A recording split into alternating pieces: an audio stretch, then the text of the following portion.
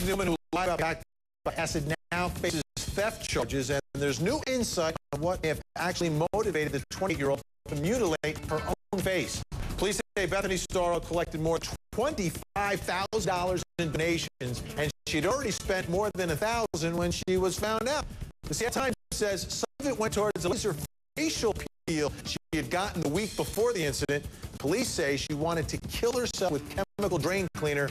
Then, when she realized it wouldn't be fatal, she figured she could get her face redone. This is unbelievable. Taking your calls at Comedy 877. Tell HLN. Joining me now, still with us, psychologist Dr. Paul Bloom and criminal defense attorney John Manuel joins us.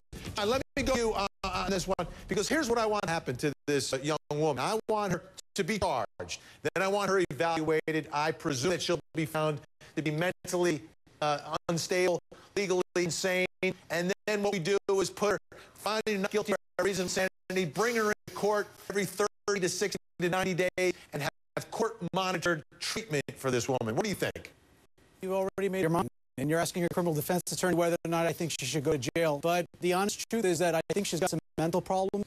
I think her behavior exhibited sociopathic behavior. I think the best thing to do is keep a short leash on her. The judge could impose a suspended sentence, give her terms and conditions that she must abide by. If she breaks any of those terms and conditions, then at that point, send her to jail. Wow! You're sending her to jail, and I got her not guilty. This is unbelievable. Dr. Bloom, let me bring you in.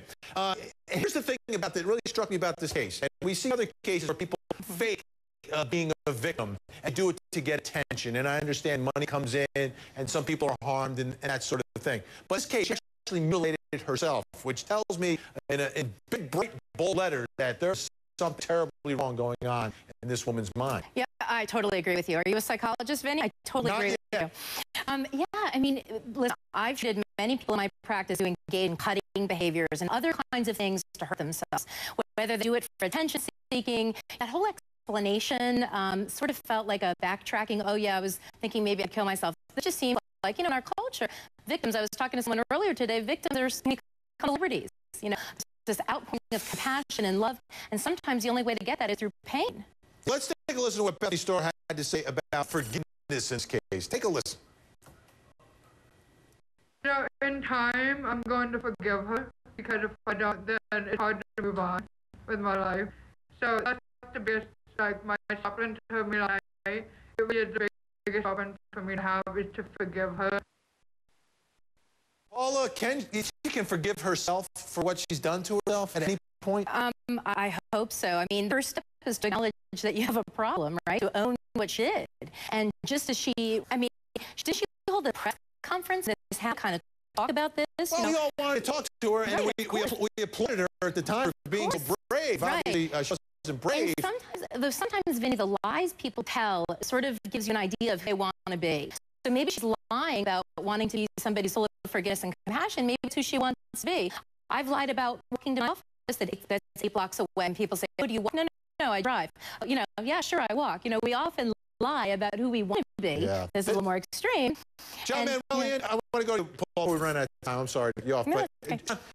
You know, there's a lot of people who gave money, and this is the part that bothers me, is that you know, she played on the emotions of good-hearted people out there who gave her money. Right. Those people obviously should get their money back and that sort of thing. Right.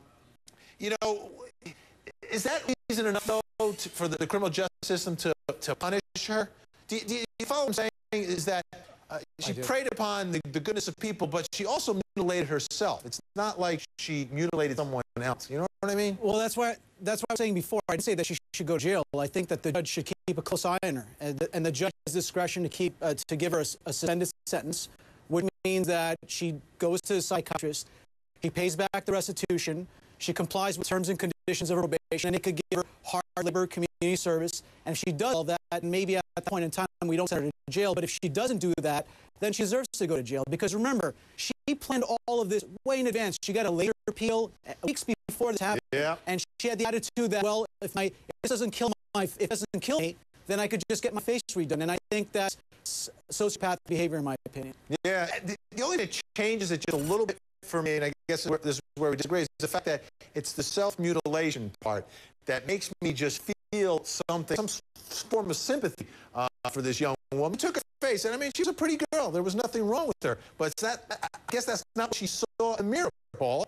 Well, there are people who do have that condition where they have such distortion. When you think about people with anorexia who weigh 80 pounds and think they're fat, you know, there are a lot of times a big discrepancy between how someone sees themselves and how others see them. But yeah, there's definitely something going on, and she needs some help. Maybe this criminal situation will get her the help. Yeah, and maybe that will be a good application of our justice. Thank you so much, John. Great to see you. Great to see you all as well.